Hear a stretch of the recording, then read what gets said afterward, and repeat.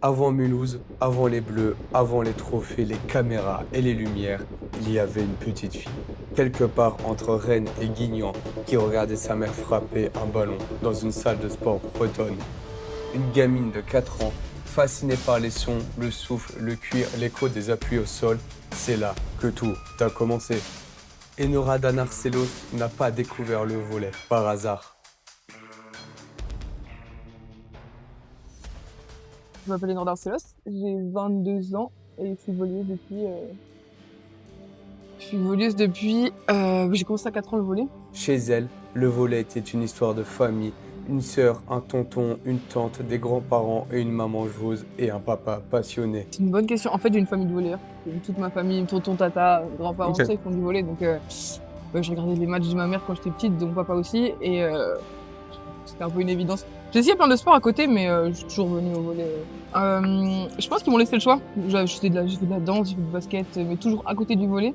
Et après, un jour, je leur ai dit, bon, je peux faire du volley, c'est ça qui me motive, c'est ça que j'aime, qui me fait vibrer, donc je reste dans le volley. Les premières années entre Rennes, Pépriac et Guignan ont le goût de l'insouciance. Des matchs où mère et fille se retrouvent sur le même terrain. Le volley n'était pas encore un métier, juste une passion à transmettre. En fait, je jouais avec ma mère à ce moment-là. C'était ma tante, enfin, c'était vraiment un moment familial où je partageais ma passion avec ma famille, donc c'était vraiment trop bien. Mon père, mes sœurs qui venaient me voir, donc mes grands-parents, tout ça, c'était chouette, c'était vraiment bien. Puis le jeu a pris une toute autre dimension. Le pôle espoir de Sablé-sur-Sarthe ouvre ses portes. Le pôle espoir, c'est un pôle avec toutes les régions. Ok. Qui regroupe à peu près toutes les régions. Il y en a un peu partout. Il y en a à Paris, il y en a dans le Nord, Wattignies, il y en a un peu partout, en Alsace, tout ça. Après ça, t'as un pôle France où vraiment il y a toutes les jeunes potentiels françaises qui y vont. Et Enora quitte la Bretagne pour un monde plus structuré, plus exigeant. Alors avant ça, j'étais au pôle espoir de Sablé. Donc Ouais. j'étais déjà un peu dans un cursus où j'étais structuré, cours et volley. Donc j'avais Ok. quand même du volley tous les jours. Le pôle espoir, c'est une structure d'élite où les jeunes talents apprennent à vivre comme de vraies sportives. 2 entraînements par jour, un suivi scolaire adapté, une discipline quotidienne, c'est là que se construisent les bases. À Sablé, les premiers regards se poseront sur elle. Petite pour son poste, mais dotée d'une grande intelligence, elle montrera une capacité naturelle à comprendre les autres et à créer du lien. Sans le savoir, elle porte déjà la définition de la passeuse qu'elle deviendra. Pas la plus spectaculaire, mais celle qui fait jouer les autres, qui connecte. Et après, la suite logique, c'était le pôle France. Moi, c'était un truc de malade. Le pôle France, c'était vraiment, j'en rêvais et tout ça. Un grand saut suit, France Avenir, à Toulouse. Et à côté, c'était un choix facile parce que c'était vraiment ce que je voulais faire. Enfin, si j'avais pu faire du volley toute ma vie à cette période-là, je l'aurais fait sans. C'était déjà sûr, vraiment. C'était plus dur pour le choix du poste, mais c'était un peu évident. Ok. C'est pas tour de problème de se dire est-ce que je vais quitter ma famille alors que je les avais déjà quittés. Donc, Ok. même s'il manque, hein. Papa, maman, évidemment. La famille. Le temple des espoirs du volley féminin français. À 16 ans, Enora doit choisir. Rester attaquante ou accepter un projet ambitieux. Devenir passeuse. Pas du tout. J'aurais jamais pensé que j'aurais été passeuse un jour. Mais j'ai été R4 jusqu'au pôle France. Là-bas où j'ai changé de poste, où ils me proposaient un projet où je devais être passeuse. Au début, je me suis dit, mais qu'est-ce qu'il me raconte C'est pas mon job. Me raconte vraiment. Et en fait, je me suis dit, mais si je le fais pas maintenant, je peux pas regretter plus tard. On sait jamais, peut-être que ça va marcher, je vais kiffer. Donc, Faut toujours essayer, comme on dit. exactement, vraiment. Et du coup, je leur ai dit oui. Et au final, et en fait, dernière Interpol, c'était à Vichy, je crois. On finit les matchs et Jacques Béraud, qui était le boss de France Avenir avant, il me dit écoute, ton profil nous intéresse, on aimerait bien te prendre, mais à la passe. Ok. Et du coup, je me suis dit oula, alors je vais réfléchir un peu. Et 2 semaines après, je leur ai dit que. Sous la direction de Jacques Béraud et de Félix André, elle apprend la précision, la gestion et la lecture du jeu. Au fil des saisons, elle gagne en assurance et devient capitaine dès sa 3e année. Un rôle qu'elle assumera sans bruit, avec cette humilité qui la caractérise. Je crois que c'était la dernière année au Pôle France où on jouait en Liga, c'était vraiment trop bien. Et oui, là, Félix, il me met capitaine. Et c'était fou. Enfin, moi, mes années au Pôle France, c'était incroyable. Et en fait, c'est vraiment, tu joues avec tes copines. Car France Avenir, c'est ça. Des jeunes qui affrontent chaque week-end l'élite du volley féminin français. Des joueuses qui ont 10 ans d'expérience de plus, des internationales confirmées. Sportivement, les défaites s'enchaînent. Mais les entraînements sont durs, exigeants, techniques, construits pour faire grandir. C'est là que se tissent les liens, que se forgent les caractères, que naît cette fraternité qui marquera toute une génération. C'est chouette. Je vais contre Fatou là, contre Chamalières il y a 2 semaines je crois. Et on se fait des petits pics à travers le filet, c'est vraiment de la bonne ambiance. Mais... Ah, c'est cool ça. Bah ouais, bien sûr. Non, parce que en vrai, c'est mes amis plus que des joueuses. Donc, Les années au IFVB et France Avenir deviennent ainsi le socle d'un groupe appelé à éclore. Et Nora y côtoie celles qui, plus tard, porteront le maillot bleu à ses côtés. C'est trop bien. Et en fait, vraiment, les filles avec qui Fatou, Nao, Aurore, enfin, c'est des filles avec qui maintenant. Ouais, c'est quand vous voyez. Ouais, voilà, on se rappelle des moments de cette période-là. C'était incroyable. Des filles avec qui on est en équipe de. Enfin, je suis en équipe de France depuis l'été dernier. Là. Okay. Mais c'est incroyable, c'est trop bien. Ensemble, elles vont découvrir l'intensité du volley international, surtout lors de l'Euro U19 en 2020. Première sélection en France chez les U19, comment ça s'est passé? Bah alors, c'est un peu... C'était un peu fou pour moi parce que j'ai jamais fait les stages France avant ça. Okay. Et en fait, j'ai fait le dernier stage pour être qualifié au championnat d'Europe. Donc c'était le dernier stage pour y aller ou sinon, en fait, juste, tu partais pas. Et en fait, il m'a pris. Et je m'attendais pas à ça, je venais d'être passeuse, c'était l'année où je changeais de poste. Et donc, fallait oser, vraiment oser, mais bon, il m'avait trouvé des raisons différentes, hein, pour mon service et l'état d'esprit, donc rien à voir avec la passe, mais... Ce championnat d'Europe est un moment charnière. Elle n'est pas encore une cadre, elle entre souvent pour servir, stabiliser, observer, mais elle vit chaque minute comme une leçon. La France réalise un parcours solide, franchit les phases de poule, puis les matchs couperaient, jusqu'à atteindre le dernier carré. Je suis rentrée vraiment, je pense que je rentrais au service, mais à la passe-passe, je rentrais pas tellement. Non, je rentrais pas, mais... ça, c'est les débuts de... Ouais, c'est ça, mais expérience de malade, hein, je m'attendais vraiment pas à ça, donc c'était trop bien. Ouais. Surtout, tu as pu voir comment ça se passait, jusqu'à la petite finale. Exactement.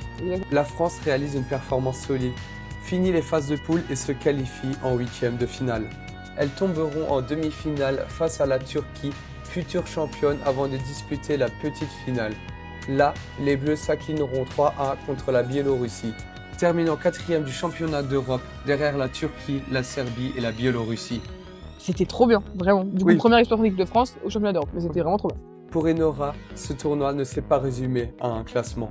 C'est un apprentissage accéléré, la pression, les hymnes, les matchs serrés, les nuits courtes, les regards échangés entre joueuses qui comprennent qu'elles sont en train de grandir. Quand elle arrive à Mulhouse en 2023, elle sait que rien ne sera facile. En fait, c'est un peu compliqué parce que du coup, on est jeune à cette période-là et on n'a pas encore d'agent forcément. Oui.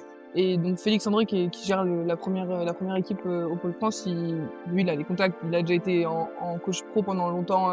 À Venelle, tout ça, il connaît un peu ce monde-là. Donc, il nous a vachement conseillé au moment où il fallait signer et choisir un club, parce que forcément, on devait prendre une décision. Et après, il y avait la famille, tout ça. Tous les débuts, c'est un peu, on prend les infos et on essaie de se débrouiller. Mais il faut bien réfléchir parce que tu signes quand même et après, il faut assumer derrière. Parce que l'environnement, tout ça, c'est important de là, bien c'est sentir professionnel, quoi. Elle commence comme doublure, elle observe, apprend, attend. Puis, en janvier 2025, la blessure d'Alejandra Marin change tout. Enora entre, joue et transforme l'équipe. Coupe de France. Ouais, c'était chouette. Ce match, c'était vraiment un super match. Mais je pense que dans une carrière, tu as des opportunités qui arrivent à un moment donné et après, il faut essayer de les saisir. Faut les prendre, quoi. Ça, voilà. Et je joue pas trop cette année-là, je rentrais un petit peu, mais vraiment pas tellement. Donc, en fait, je me suis dit, si je le fais pas maintenant, ça va être compliqué après de revenir et de prouver que j'en suis capable. Donc bon, je me suis dit, let's go. T'as rien à perdre. Et puis ça a bien marché, quoi. MVP de la finale. La suite, une Coupe de France et le titre de MVP. L'enfant de Guignan, devenue passeuse par défi, est désormais championne de France. Et vient ensuite la VNL, la Volleyball Nation League, qui se déroule tous les ans. Ça montre le niveau. C'était impressionnant. Franchement, c'était impressionnant. Je m'attendais. Enfin, déjà, je suis arrivée là-bas en me disant, bon, maintenant tu y es. Comme d'hab, ouais, on donne tout, on verra comment ça se passe après. Et en fait, j'ai fait tout l'été. C'était impressionnant. Je m'attendais pas à ça. Et le niveau de jeu, ça n'a rien à voir. On voit les. Enfin, moi, c'est des filles que je regardais quand j'étais petite à la télé. Toute ma vie, j'ai regardé ça, donc tu les vois en face de toi, tu joues contre elles, tu analyses leur plan de jeu, tu te dis ah ouais, quand même, tu y es en fait. Un véritable marathon de 12 matchs disputés aux 4 coins du monde. Chaque rencontre compte, accumuler des victoires, grappiller des points, rester dans le rythme. Surtout les voir en vrai, ça change tout de suite. Ouais, vraiment. Après, une fois que t'es dedans, parce que 5 mois c'est très long, tu te rends vraiment pas compte de ce qui se passe. Et quand tu rentres, Ah, c'est plus la ton corps même. il relâche tout et tu te dis ok, tu l'as vraiment vécu en fait et c'était réel et c'était incroyable. Tout cela peut permettre d'atteindre le top 8, le cercle fermé des équipes qualifiées pour la phase finale. Et pour la France, cette VNL 2025 n'est pas seulement une série de matchs. C'est un test grandeur nature, une montée en puissance, un passage obligé avant le grand rendez-vous de l'année, le mondial. La VNL est une campagne exigeante pour les Bleus. Mais donc 5 mois c'est très long et tu te rends vraiment pas compte de ce que tu vis. Et ouais, non, ton corps il est un peu surchargé. Après, il y avait les filles, mais il y avait vraiment des copines à moi qui étaient là, donc ça m'a vraiment fait du bien. Et le groupe il a vraiment bien fonctionné parce qu'il y avait plein de jeunes qui arrivaient. Et avec les anciennes, ça a vraiment bien matché. Donc franchement, je suis pas surprise des pertes, mais je suis plutôt fière de ce qu'on a fait parce que bah, y a personne qui s'attendait vraiment à un résultat comme ça, donc c'était vraiment bien, mais c'est impressionnant. Sur 12 matchs, elle en remporte 5 avec des victoires solides face à la Belgique, la Serbie, le Pays-Bas, la Bulgarie ou bien encore la Corée du Sud. Mais surtout, elle livre une série de combats acharnés, 4 défaites au tie-break, des 7 arrachés, des matchs qui se jouent à un souffle. Malgré cette montée en puissance, le résultat ne suffira pas à monter dans le top 8. La France reste aux portes de la phase finale, mais elle gagne autre chose. De l'expérience, de la confiance et de la certitude qu'elle peut rivaliser avec les meilleurs. Et déjà, un objectif se dessine, le Mondial 2025 où tout va basculer. Le 22 août 2025, la Thaïlande deviendra le théâtre d'un grand événement, le championnat du monde de volley. 32 nations, 4 villes, une scène immense. Et la France de retour 50 ans après. Est-ce que vous avez Incroyable. eu une pression de vous dire, ça fait à peu près 50 ans que vous êtes, l'équipe de France n'a pas été à cette compétition? Ben, je pense pas, parce qu'en fait, on n'avait rien à prouver, entre guillemets, puisque du coup, on n'a pas de statut en venant ici, en y allant, mais En poule, les Bleus battent la Grèce 3-1, dominent le Porto Rico 3-1 et s'inclinent 2-3 contre le Brésil après avoir mené 2-0. Elles sortent des phases de poule et se hissent en 8e. enfin, la Fédé avait quand même demandé à ce qu'on passe les poules, tout ça, il y a quand même un objectif particulier. Oui, bah évidemment. Mais en fait, on voulait aller plus loin, tout le monde voulait aller plus loin, on Ok. voulait faire mieux, donc Là, elles affrontent la Chine, 6e mondiale, et signent un exploit historique. non, le match était fou. Bon, on les a dominés du début à la fin, je pense qu'on s'attendait pas forcément à ça. Ouais. Et t'as une plein de fatigue avec des coupettes comme ça, mais bon, c'est une équipe qui est habituée, donc Ah oui, eux, ils sont non, toujours là. on a vraiment rien à dire. Ce match, rien à dire, c'était trop bien. Here's a very good serve. Li Yingying is shut down, and that's it. It's all over. France have won. They've beaten China by 3 sets to 1, and France are Victoire 3-7-1. Nos Françaises se retrouveront face à une équipe très dangereuse, les Brésiliennes top 2 mondiales. Non, le dernier match contre le Brésil, les deux premiers sets, c'était fou, c'était un truc de malade. Ah, vous avez fait un beau rallye, un 31-33, Ouais, c'était trop bien. c'était Non, serré c'était quand trop même. bien, hein. C'était vraiment trop bien. Elles s'inclineront 3-7-0, mais les scores 27-25, 33-31, 25-19 racontent un combat That's immense. a great dig. There's half a swing chance here for Bergman. Oh, she's got it. Et tout le monde peut apporter, c'est ça qui est bien dans ce groupe, parce que chacune a une chose en plus, en expérience. fait. Ouais, c'était vraiment... Du coup, en groupe, ça a bien marché. Ok, bah parfait, une belle Je trouve. synergie. Ouais, clairement. La France signera l'une des plus belles performances de son histoire. La campagne se termine sur une place honorable et historique. Et la France sera propulsée à la 13e place du classement FIVB. Aux équipes, En hein, plus, le hockey, il est compliqué parce que si tu joues, en fait, plus tu joues, plus tu as des risques de perdre des points, parce que dès que tu perds des points. Ouais, c'est vrai. Donc c'est victoire, sinon tu descends. Et non, on a fait un équipe de fou. C'était incroyable. Quelques semaines après, Enora retrouvera Mulhouse. Le 7 octobre 2025, au Palais des Sports, Marcel Cerdan, Mulhouse affrontera Levallois-Paris en finale de la Supercoupe. Après un set perdu 25-20, les Alsaciennes renverseront tout. Mulhouse soulèvera son premier trophée de la saison et une Coupe d'Europe à l'horizon ainsi que le championnat et la Coupe de France. C'est une bonne question, je pense qu'on prend compétition par compétition. Là, Ok. déjà, on va jouer Nancy, après on a 2 gros matchs. On rentre pas chez nous avant de... Après... Enfin, on va directement à Évreux. Enfin, on a un trajet qui est un peu Ouais, ça va être long. particulier, ça va être long, ouais. Mais non, on prend match par match dans les compétitions qu'on va jouer. Le volleyball Mulhouse-Alsace commence très bien cette saison. Actuellement invaincu, 15 victoires, 0 défaites, 43 points. Première du classement de la Safwal Power 6. et aussi une Coupe d'Europe en ligne de mire. On va en parler une semaine avant, je pense. Ok. On va vraiment se focus là-dessus, mais ouais, non, c'est une compétition qui est impressionnante. C'est quand même Ah oui, toujours c'est sûr. intéressant de sortir du contexte français. Donc, non, c'est chouette, on est content. Un début de saison parfait porté par une passeuse qui a su assumer son rôle. Regardez son parcours depuis le début, de Sablé à Toulouse, de France Avenir à Mulhouse, d'Abon à une finale, d'un rêve à une sélection mondiale. Un chemin tracé par le travail, le doute, mais surtout la passion. Qu'est-ce que tu vois, ton évolution à travers ton début de parcours, évidemment? Ouais, bien sûr. Ben, ouais, je suis fier, c'est cool parce que le volley, ça a toujours été une passion, mais plus que ça, d'en vivre, ça a toujours été un rêve. Donc, mais pouvoir y arriver, c'est incroyable. Tu te dis qu'en fait, un rêve, ça peut devenir réalité. Donc, non, c'est chouette, je suis contente. Et en fait, tout est possible. Tout est Ok. possible parce que tu peux partir de n'importe quel club tant que tu as la volonté. Pour Enora, le volley n'est pas seulement un sport, c'est un langage, une manière de comprendre les autres et de les faire briller. La passe comme une métaphore de la vie donnée pour que les autres marquent. Et aux jeunes qui hésitent à se lancer, à peut-être aller à France Avenir ou autre chose, est-ce que tu aurais un message à leur passer? Non, mais je pense que France Avenir, c'est une aventure incroyable. C'est-à-dire que si tu veux faire du volley plus tard, y a tout qui est mis entre guillemets en place là-bas parce qu'en fait, tu rencontres tout le temps et que à côté de ça, t'as déjà le médecin, ta kiné, t'as un peu tout ce qu'il faut. Donc, c'est une structure qui te prépare entre guillemets à l'avenir. Donc, Ok. c'est une aventure à tester. Je pense que même si tu te poses des questions et que tu fais un an où t'essayes, au moins t'auras pas de regrets après. Donc, moi, je pense qu'il faut y aller. Enora Danarcelos est la preuve vivante que le travail paye. Formée à Sablé, capitaine à Toulouse, remplaçante à Mulhouse, MVP en Coupe de France, titulaire chez les Bleus en moins de 6 ans, son histoire est celle d'une génération. Celle des France Avenir, des jeunes qui rêvent, des clubs de village et de tous ceux qui croient qu'un gymnase de campagne peut mener aux plus grandes scènes du monde.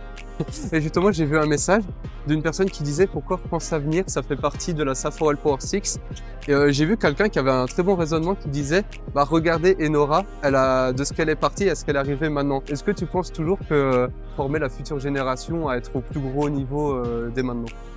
Clairement, je pense que elle essaie de rester en Ligue F. Maintenant, tu regardes les gros pays, les grosses nations, c'est la même chose, c'est le même fonctionnement. Donc, je vois pas pourquoi nous, en France, on pourrait pas se le permettre. Mais il y a toutes les filles en équipe de France maintenant sont passées par France Avenir. Donc, enfin, quasiment, on va dire, il y a forcément des exceptions, mais c'est une structure où tu te confrontes au vrai niveau, en fait. Ouais, t'es bien formé, Même si t'es pas encore prêt à jouer contre des équipes comme ça, les clubs, ils peuvent te voir. Enfin, non, c'est hyper, moi, je trouve ça hyper important pour les joueuses françaises, en fait. Le début d'une ascension? Non, peut-être juste la continuité d'une évidence. Une fille qui un jour a vu un ballon rebondir sur le parquet breton et a décidé que ça serait sa vie. Merci à Enora Danarcelos pour sa confiance, sa sincérité et ce moment qui dépasse le volley. Et merci au club de Mulhouse pour son accueil et sa passion. Et surtout, merci à vous d'avoir pris le temps de vivre cette histoire, de la ressentir et de la suivre jusqu'au bout. Ce voyage ne s'arrête pas ici.